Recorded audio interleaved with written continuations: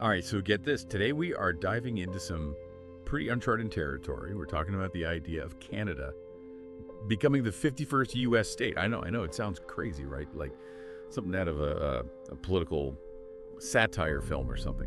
But stick with me here. The stuff we're looking at today is, well, we've got this kind of funny article from India Today, and then there's this other one from Politico. It's a bit more, I guess, serious. They both talk about the same thing, though, a dinner between President-elect Trump and, Canadian Prime Minister Justin Trudeau. So what are we doing today? Well, we're going to be digging through all this media hype and try to figure out what really went down at this dinner, separate fact from fiction. And of course, we got to figure out what this whole Canada is the 51st state thing even means. So the India Today article, they jump right into the whole social media frenzy that came after this dinner. Apparently, there were all these rumors going around that Elon Musk was totally on board with the idea, although the article doesn't really give anything to back that up. And then you've got these parody accounts, like Justin Trudeau's ego, just roasting Trudeau for, well, seemingly just giving into the idea.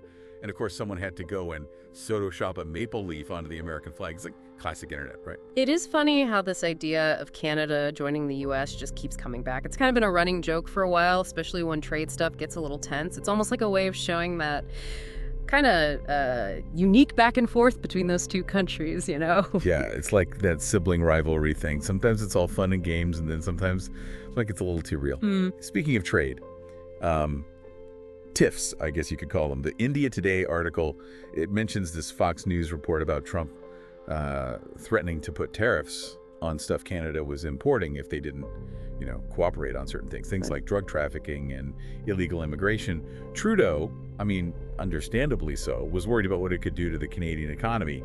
Now, I'm not exactly a trade expert or anything, but wouldn't those tariffs affect the U.S. too? Their economies are so connected. Oh, absolutely. It gets kind of complicated because the U.S. and Canada, they are each other's biggest trading partners. Think about the car industry, for example. Parts and cars are going back and forth across the border all the time during production. Tariffs would really mess with that whole system and could end up hurting businesses and consumers on both sides. So it's not just one country pushing the other around. It's like they're both kind of vulnerable in this whole economic tug of war. Then India Today just drops this bomb.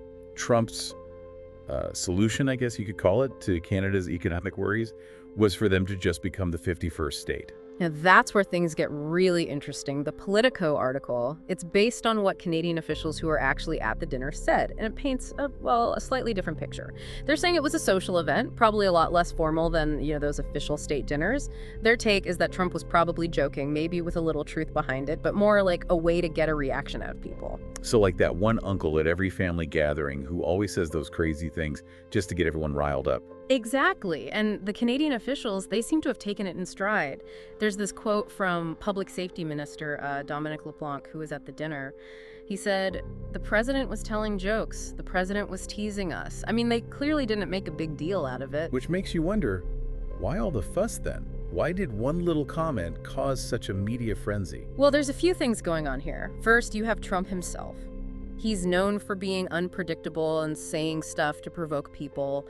What he says, even if he's just kidding, it carries a lot of weight, And it can easily be taken out of context, especially with how the media is these days. Oh, it's like everything gets blown out of proportion. Exactly. And then there's the whole, the sensitivity around the U.S.-Canada relationship even before this. Any hint of the U.S., stepping on Canada's toes, even as a joke, is going to set people off. Okay, yeah, that makes sense. So even if the whole 51st state thing was just Trump being Trump, it kind of exposed those deeper anxieties and complexities in the U.S.-Canada relationship. Exactly. It's a relationship with a lot of interdependence, but also a lot of caution because of that power imbalance. It's a tricky dance, isn't it? And speaking of tricky, the India Today article throws in this other detail that I found really interesting. Apparently, a few days after this dinner, Trump posts this picture on Truth Social with the caption, "Oh, Canada." The photo is him standing in front of these mountains that look a lot like the Matterhorn in Switzerland. Definitely not a Canadian landmark. Yeah, that caught my eye too. Makes you think about how we see and understand information online. Is he trying to mislead people on purpose, or was it just a careless mistake with the picture? Either way, it's kind of unsettling, right? It is. It shows the growing problem of misinformation, especially with all this AI-generated content out there. Even pictures that seem harmless can be easily messed with, making it hard to tell what's real and what's fake. Makes you wonder what else we might be taking as fact that's actually been, digitally altered. This is where deep dives like this are so important, because we can take a step back, look at the evidence, and try to make sense of it all. So, to recap, it seems like Trump's 51st state comment was probably just him stirring the pot. But it definitely brought up those underlying tensions between the US and Canada, and now we have this whole other layer of digital manipulation and misinformation to worry about. But hold on, we've only just scratched the surface here. What if we take this thought experiment a bit further? What if Canada actually did decide to become the 51st state? We're going to explore that crazy scenario after a quick break. Stay with us. Okay, so, wow, trying to wrap my head around all this. We've gone from like random comment at dinner to actually imagining Canada being part of the US.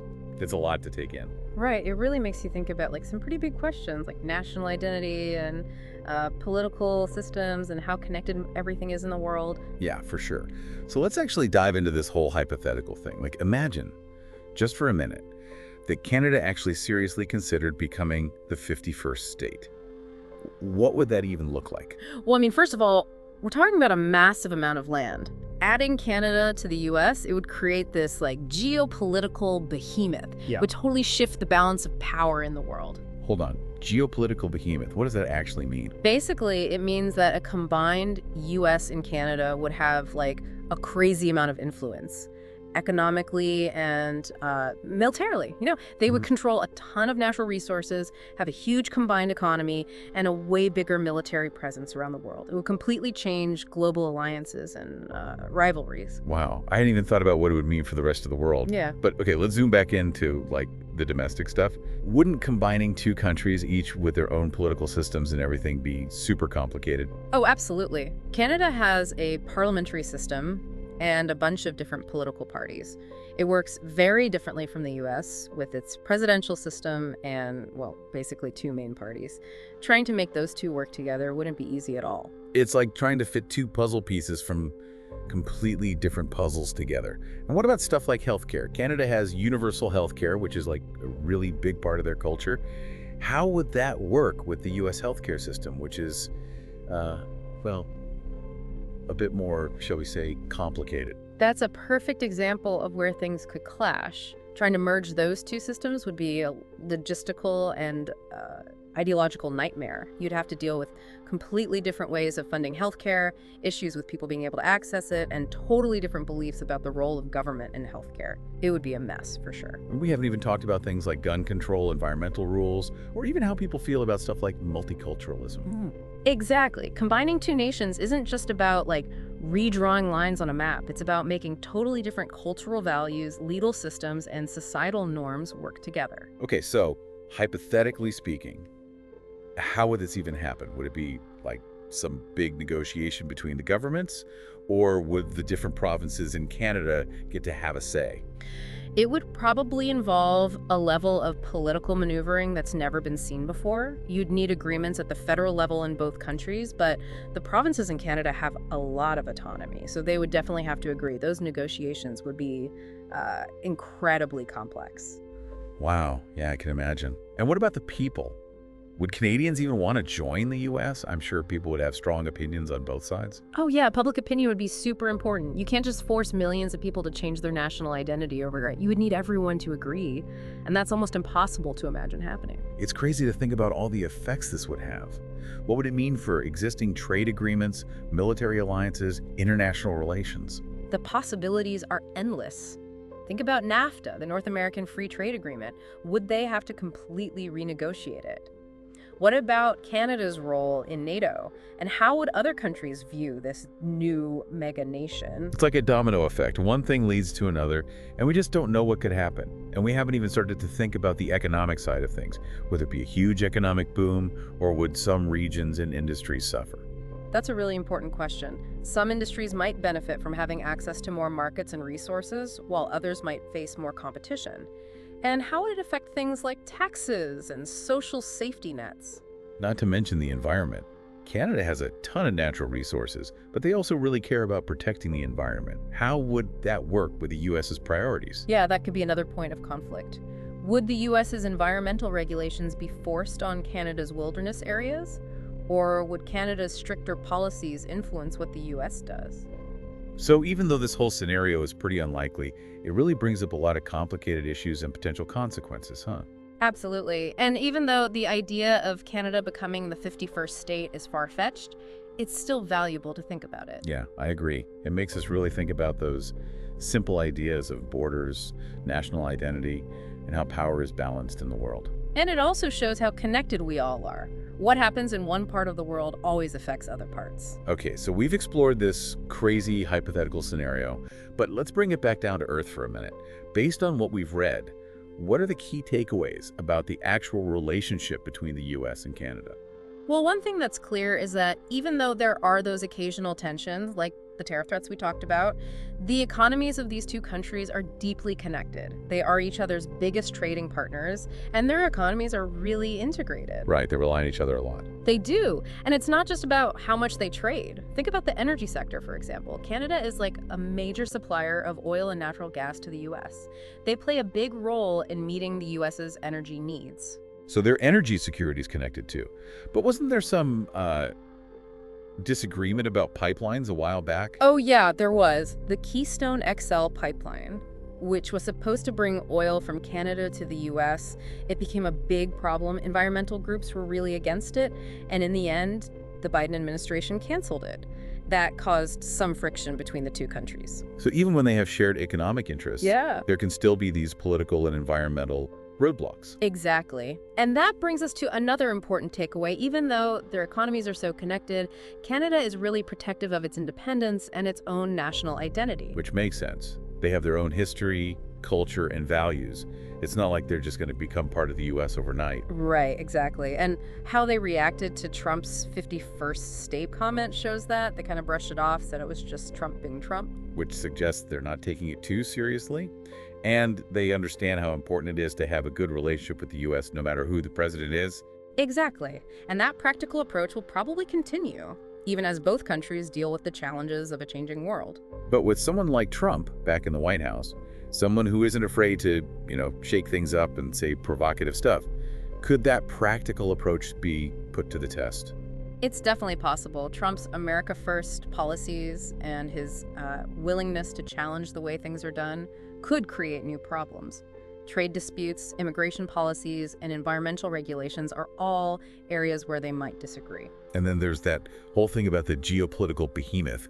If Canada and the U.S. were to actually combine, wouldn't that change the balance of power in the world? How would other countries react? That's a tough question. Some countries might see it as a threat, like a concentration of power that could make the world less stable.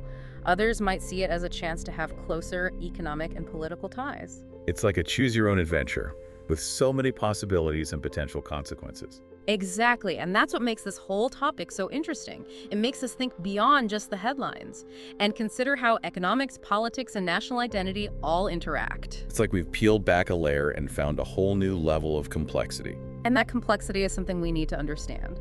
Because even though the idea of Canada becoming the 51st state is pretty unlikely, it highlights the bigger forces that are shaping our world. I agree. It reminds us that the relationships between nations are always changing, and we need to be informed and engaged citizens to deal with those changes. Well said. And maybe by exploring this crazy scenario, we can gain a deeper appreciation for how delicate the balance is in the world today. Okay, so we've explored the facts behind this Canada as the 51st state idea. We went down the rabbit hole of what it might actually look like. Yeah. And we looked at the key takeaways about the real relationship between the U.S. and Canada. But before we wrap up this deep dive, I think there's one more question we need to think about. A question that goes beyond politics and economics. A question that gets to the heart of what it means to be Canadian or American. I think I know what you're getting at. It's the question that always comes up after you challenge your assumptions about the world. You got it. If Canada were to actually become part of the U.S., what would it mean for the people? For Canadians, Americans, and everyone else watching this happen? That's a question with more questions than answers. Would Canadians feel like they lost a part of themselves? Like their unique identity was swallowed up by something bigger? It's like when your favorite local coffee shop gets bought out by a big chain. The coffee might taste the same, but something's different. Exactly. And would Americans really embrace all these new perspectives and cultures, or would it just make the divisions that already exist even worse? Would it be a melting pot or more like oil and water? That's the big question, isn't it? How would this massive change in demographics affect social dynamics, political discussions, even the very idea of what it means to be American? And let's not forget about the rest of the world watching this all happen. Would they see it as a good thing, a sign of unity, or something to be worried about? The world is already dealing with rising nationalism and less global cooperation. Would this merger be seen as a step toward more integration or a step back toward regionalism? It's fascinating, but also a little scary to think about all the potential consequences. We're talking about changing the geopolitical landscape, redefining cultural boundaries, and maybe even changing the course of history. And it all started with one little comment at a dinner. It shows how even the craziest ideas can spark important conversations and make us question what we think we know about the world. So as we wrap up this deep dive into the curious case of Canada, the 51st state, I'm left with a feeling of, amazement at how complex it all is. We've explored the facts, the hypothetical scenarios, and the implications. But in the end, the biggest question remains unanswered. If Canada were to become part of the U.S., what would it mean for you?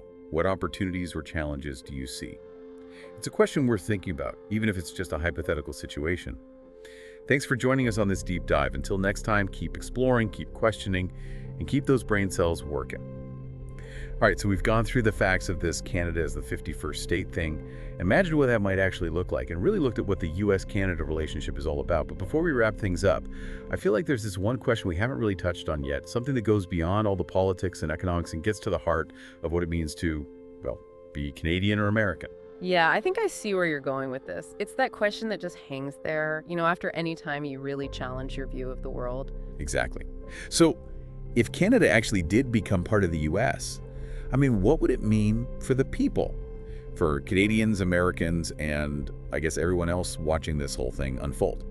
It's a question that kind of creates more questions, right? Would Canadians feel like they lost a part of themselves, like their whole identity got absorbed into something much bigger? It's almost like when your favorite little indie coffee shop gets bought out by some huge corporation.